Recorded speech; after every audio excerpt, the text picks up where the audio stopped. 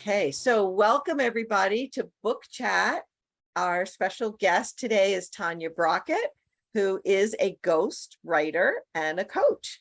And I put ghost, your host, ghost and coach. I think that's so funny. I love that.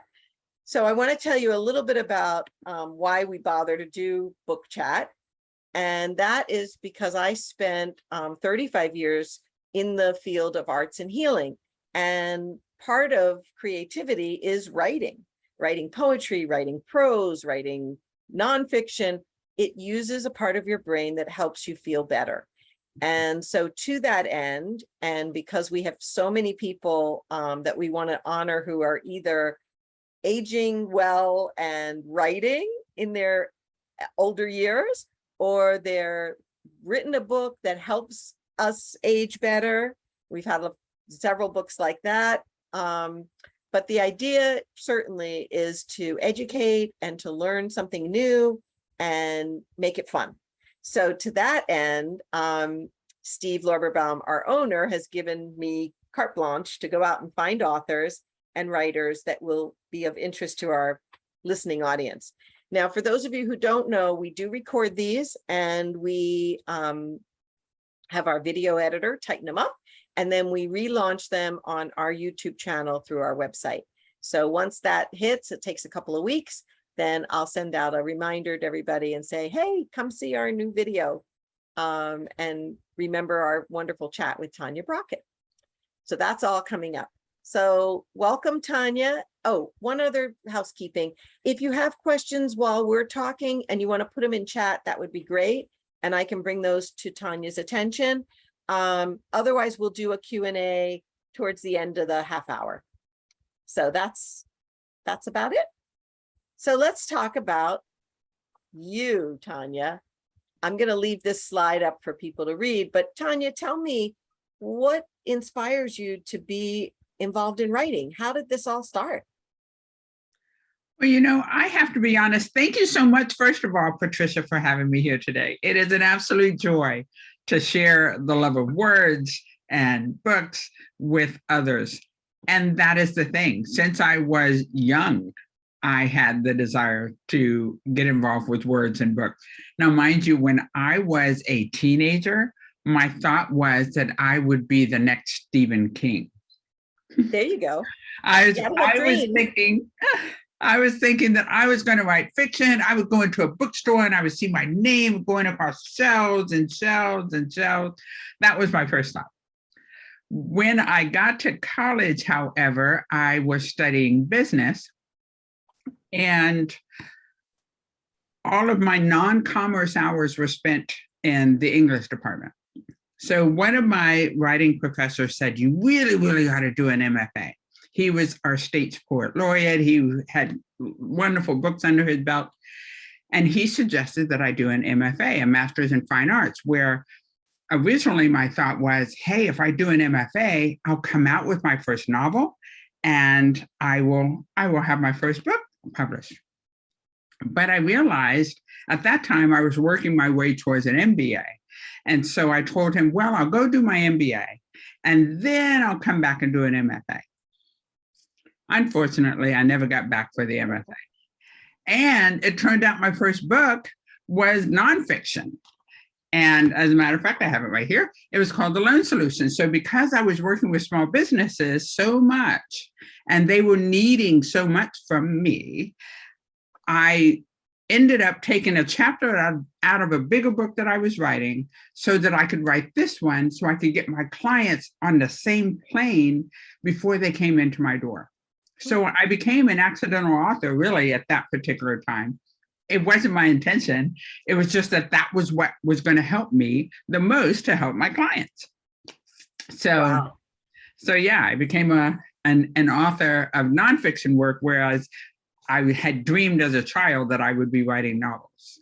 So let's just look at that for a minute. So, you know, many of us have family who would have encouraged us very strongly into the MBA side, not the MFA side, because they want you to have a living. And we all know artists starve a lot at the beginning.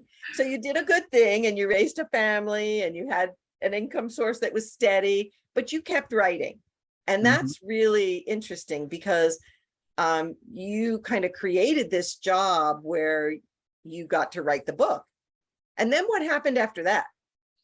Well, what happened after that was my giving so much editorial service, because in every job I had had, I was a writer. In every job, I had editing work to deal with. I was either an editor of professional development manuals for an international firm, or I was the writer of the company newsletter, or what have you. So editing had always been a part of what I did. I had a self-publishing consultant who suggested, I was giving her help oftentimes, and she would send me something. I said, oh, okay, well, let's clean this up a little bit. She was like, you help me so much. Why don't you do this for other people for real? And so that was the second business I started, was Halogen Inc., my editorial services firm. So let's say that slower, because it's a really great title, Halogen Inc. So how did that come to be? Halogen, the name of the company is actually the combination of my three daughters. And it is spelled not like the light or the lamp or anything. This whole time I've been picturing like your light bulb above your head, like the halogen goes off and you get to write stories. It's a great double entendre. That's right. Well, what we started with is, if you're going to put anything in print, you need halogen ink. And so it's HALAGENINK,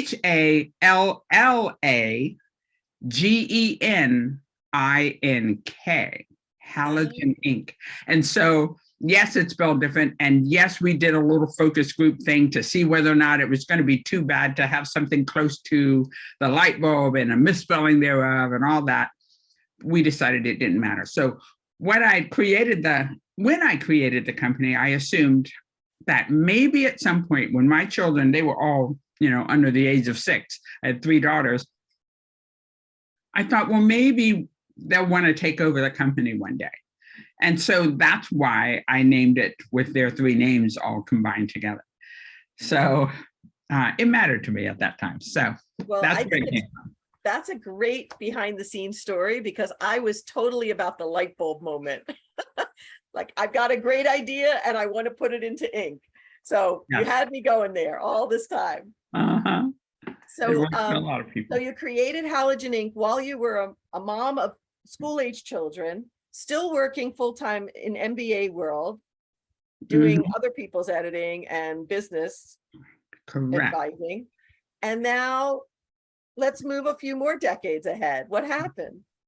So as time went on, I started spending more time with Halogen Inc. than I did with business consulting. And so I decided to make the transition when somebody had expressed an interest in the business side, the business, I decided to go ahead and say, okay, I'll let that go and move over to Halogen Inc. full time.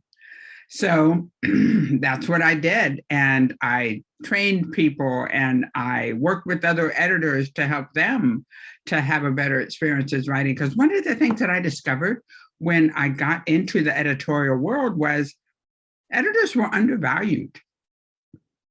I felt as though editing is, and the Chicago Manual of Style bears me out here, editing is the most important part of the publishing process.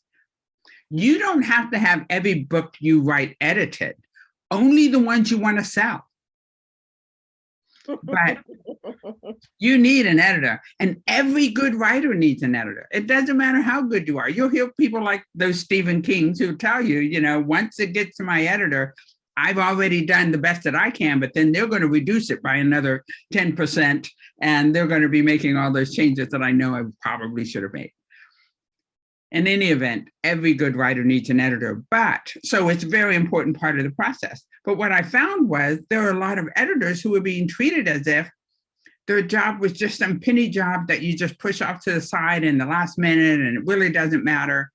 And I don't find that to be true at all, especially when I can pick up somebody's bestseller and I could find anything anywhere in there that they probably should have corrected prior to publication.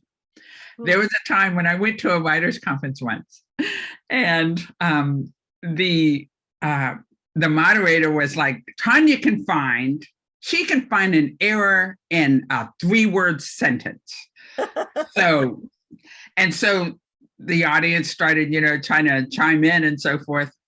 And lo and behold, somebody threw up a sentence and I was able to make a correction right there on the spot. Just showing the value of the editorial process. Right. And no two editors are probably the same either. So I'm sure that your reputation for finding those pieces has now made you very much sought after, which is great. So let me ask you from this perspective. So I'm a writer, say this, that's not my field, but you know what I mean, make pretend. I'm a writer and I'm looking to find an expert editor. What should I be looking for and how do I find you? Well, there are a variety of things you should be looking for. One thing to remember is that working with editors is a business relationship. You're going to be going over your manuscript with that person and working with them through that process in order for you to produce something of value that you can then go out there and sell. As such, you want to like your editor. Sounds so easy. It's like, oh, I have to like them. Well, you don't have to, but wouldn't it be great if you actually did? And you can have a good relationship with somebody who really cares about your words and cares about your goals and your intentions and what you want to accomplish with your book, and then can help you to get there. So that's a really important part of finding a good editor. Another way to do that is referrals, recommendations. Patricia, you've got friends who have written books and published books. You can say, who did you use as your editor? And oftentimes people will make a recommendation. Sometimes you can Google my name on Amazon and you'll just see me in book that I didn't write, but it's because somebody acknowledged me in their book. And I was going to say another way to find people too. Yeah, that was the other thing I was going to say is when you look at a book's acknowledgement section and the first thing they talk about is their editor, you know that they value that editor. And I think that's a place where you do see it. But you're kind of the hidden person in a novel, unless you're editing a short story grouping or a poetry group, where you're putting that together. So let's talk a little bit about the ghostwriter side, because that's, we hear about ghostwriters for famous people. How does that work? Well, you talked about being hidden. The ghostwriter is even more transparent, right? They're just like, there's nothing, here's what I say to a lot of my clients, there's nothing between me, you, and your book. I'm not there. These are your words, your ideas, your thoughts. I'm just helping you to express them on the page. So is it more of a collaboration? Oh, absolutely. Okay. It absolutely is, because I have no purpose as a ghostwriter unless you have a need to express your words more eloquently or more accurately or easily or what have you. You may not have the capacity and time or capability, quite frankly, to write that book. You have that story, you have that passion, right? But you're just not the one to put it on the page. Right. So if I came to you and said, my grandmother was an amazing woman and I would love to write a book about her, but I can't write. How much research do you do? Do I have to bring everything to you? Is it more than just a story idea, or is it, like a whole, I dictate something into what is, just tell me. It could run the gamut, to be honest. So, for example, for one client, I was asked by a client that I've done a lot of editing work for and some writing. He had someone in his family, he wanted his father to be an author. And he wanted his dad to be able to tell his story. His birthday was coming up in just a few months. This was a real challenge for me, mind you, because time was critical. Small. So all I had were cassette tape of his dad telling stories. In that particular case, what I did was I sifted through all of them, much repetition, choosing the best elements out of all the stories, and then laying them out and deciding what order they would go in, what content would fill those pages, and then making that flow. And then doing that in his dad's old Italian voice so that it sounded like it was coming from him. Wow, that sounds like a challenge. Woo. It was, but it was so beautiful, the outcome of that. And here he was at 90 years old, becoming an author for the first time with his book. And he was just so choked up to see that these are my words. That's my story. That's me. And to see yourself in your own book, because your ghostwriter is sensitive to the way you speak, the way you sound, what the message you want to get across. And so a good ghostwriter is feeling that for you and with you. And I felt like I knew this man inside and out by the time this book was over. And it felt so wonderful to see the joy of him reading his book to his ailing wife. And I'm getting goosebumps. Yeah, it was just delightful. So in this particular case, you had 2 months. This was a finite project. You know, the trust was there because you'd already worked with his son. So he gave you kind of carte blanche. How do you come up with a fee for that? Oh, well, a lot of times, ghostwriting is probably your most expensive route to publishing a book. I'm not going to lie. Absolutely. So It can you give me a range? Well, you know, just like editing, there's some people who will sell themselves for a penny, and then there's some people who, you know, will cost that same penny is like $300. So it depends really on who it is and what their experience is. There are some business ghostwriters, for example, who can be $80,000 and up for one manuscript, one book. Then there are others like me that are a lot less than that. And so it might be $35,000 to $50,000. And there's still others who will do it for $25,000 or less. So it really depends on who you're talking to, what their experience is, whether they fit with you, whether they've written in your genre, whether they feel like they would be the right ones, whether they can make that happen for you, and what else they offer. For example, as a ghost, I'm not going to just say, here are your words. Good luck. I know the entire editing process. I've gone through the entire publishing process. I know everything that you need to do to become a bestseller. So when I'm working with my clients, not only am I delivering their words and their voice, but now I can help guide them through the whole process. That's why I'm not just your ghost, I'm actually your coach as well, because I can coach you through the process.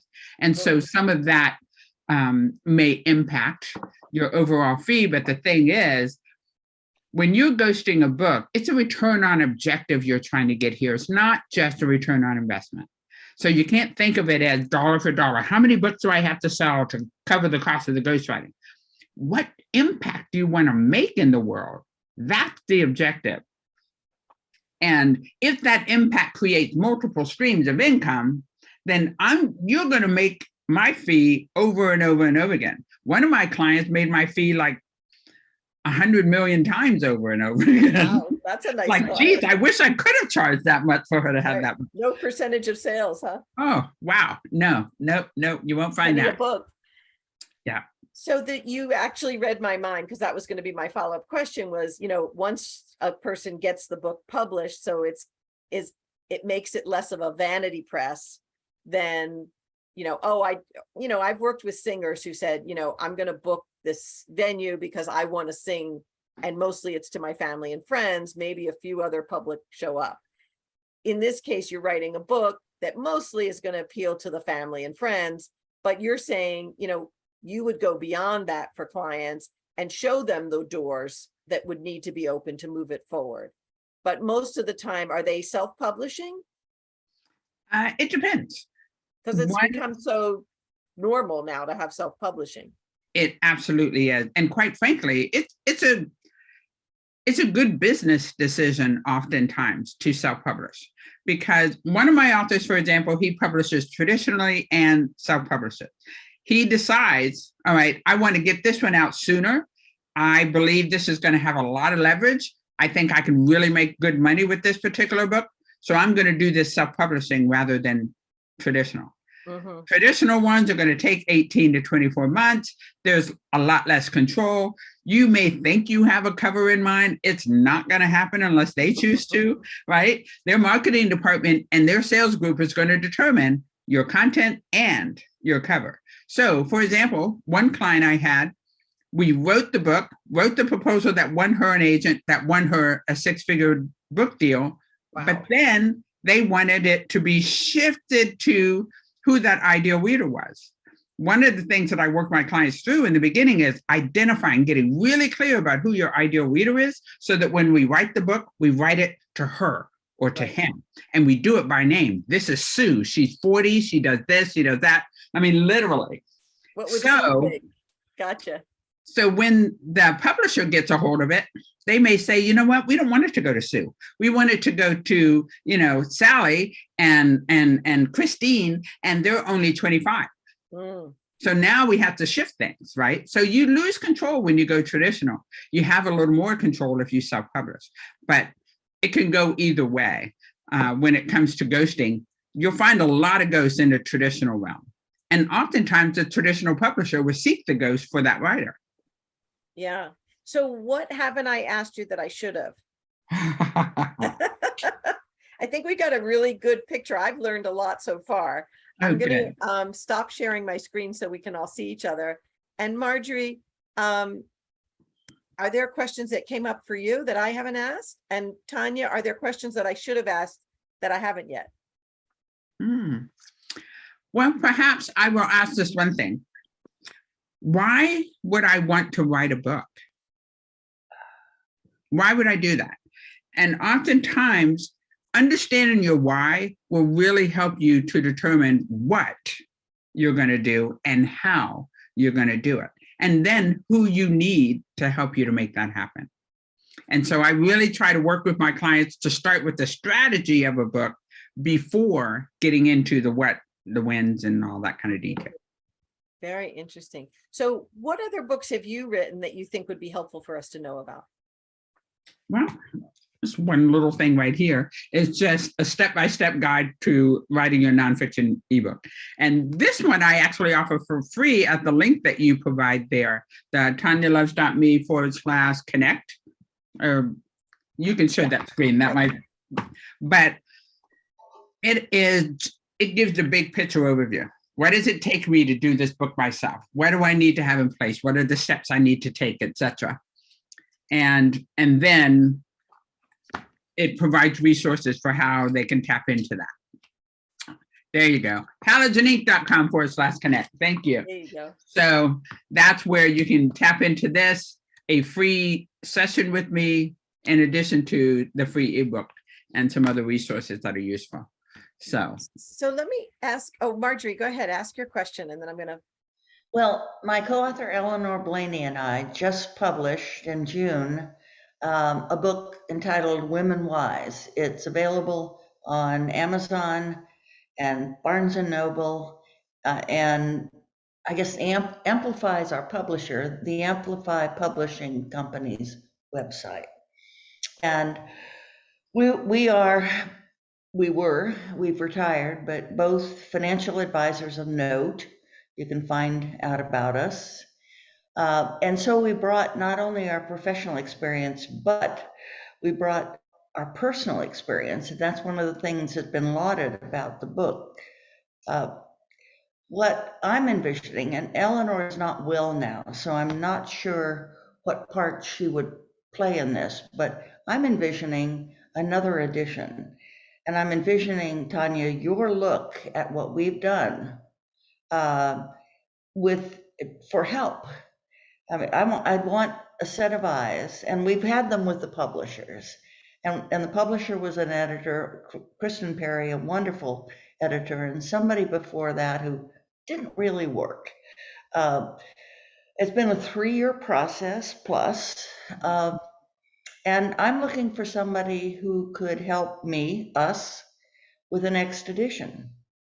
Find the flaws in what we've done and enhance what we've done. And I can update, like 2022 numbers are going to be history come Yeah. January. This is I can great do because that part. Marjorie, you were actually referred to me by Sharon Canner Oh, from sure. Wrestling for Life. And I was like, I haven't been able to get a hold of you because I was thinking you would make a great subject matter for a future book chat. So you and I Well- definitely need to chat about that. Because I Well, think, not as good as Tanya. Don't expect a lot. but you have other, you're the But your information in your book. expertise, that's Yeah. right. Your expertise shines in other ways. And I'm more than happy to talk to you. Use that connect link to reach out to me. I'm more than happy to see whether or not there's something I can do for you. And if it's not me, then I can share it with somebody else. But if it's in finances, well, heck, my first book was on loan. So I know, it's perfect. Actually, I think you two are meant to meet today. This is fantastic. and So I thank you wanted so to much, ask, Patricia. too, like Tanya, what's in your vision, like greatest vision right now for you as an author and an editor? What would you most like to be doing next? Well, I have had something rise up to be a need that has taken precedence over some of the other projects I was working on. And actually, it's right up your alley. I'm going to be writing a book for dementia caregivers. Oh my God. Yeah. And it is something that it just keeps coming up. And it's like, Tanya, you got to do this. Tanya, you got to do this. So October 18th, I am hoping to be putting this puppy out there. And I'm still writing it right now. So I have a lot of work to do before then. But because thankfully I know the entire process, I know people who can help me to make it happen. I'm going to send it out to editors, even though I'm an editor. I'm going to make sure I have an editor. And so yes, a book for dementia caregivers is the very next thing that I'm going to be working on. What then, aspect? It's more of, it's not the scientific and the data and all that. It's more tips to get me through the day. Are you caring for someone? I did care for someone for 6 to 10 years, depending on how you look at it. And I also am a support group facilitator now. So I meet once a month with people to help them through their dementia care issues. So what have you got there? I just did a book chat with Tracy Cram Perkins, who wrote a book because she cared for 5 family members. It's called Dementia Home Care. Check it out. It's an amazing how to before, during, and after. And our book chat on that should be, if it's not already on the website, it should be soon. I'm looking at it. But it's a really good book. I'm very impressed. I've seen lots of dementia care books. This one has a lot of humor and she's very pragmatic. And I think the one thing I've learned over the 35 years working with people with dementia or living with the challenges of dementia, is that you see one case of dementia, you've seen one case. So what works for her may not be your style or work for you. And so it's so great to get lots of different voices writing these books so that you can identify with which one is more like me. Because I've probably got 5 other books that I've done about dementia care from different, what I call dementia whisperers. And so check out our website and see what you think. I'm really excited. I can't wait to see yours. It's going to be great. Now, my intention is to also make it a short book so that it's not something that's going to take them weeks to get through. It's literally, I'm shooting for less than 20,000 words. So if I can keep it that low. I mean, I'm struggling to keep it under 20,000 words. Well, your editor will help you with that. Yes, that's what great editors I learned that today. So I wanted to mention that the F. Scott Fitzgerald Literary Festival is coming up on Saturday, October 15th here in Rockville, Maryland, where F. Scott Fitzgerald had connections. If you know anybody who's interested or who wants to learn more about the festival, it's an easy website to remember. It's fscottfestival.org. And it's in its 26th year, and the level of authors and workshop givers is unbelievable. We're honoring Richard Powers, who wrote Overstory and Bewilderment. We've got Alice McDermott doing a keynote. We've got Kim Stanley Robinson to talk about science fiction writing. So it's going to be a very cool day. If you can make it, we'd love to have you. It's going to be live. There will Wow. be breakfast and lunch. We'll have to Ah, get back to all that. But I'm really excited that we had you on board today, Tanya. I've okay. learned a lot. I know Marjorie is now connecting on lots of things. And thank you so much for being here. Oh, it's been an absolute pleasure. Thank you so much for having me. A pleasure to meet you.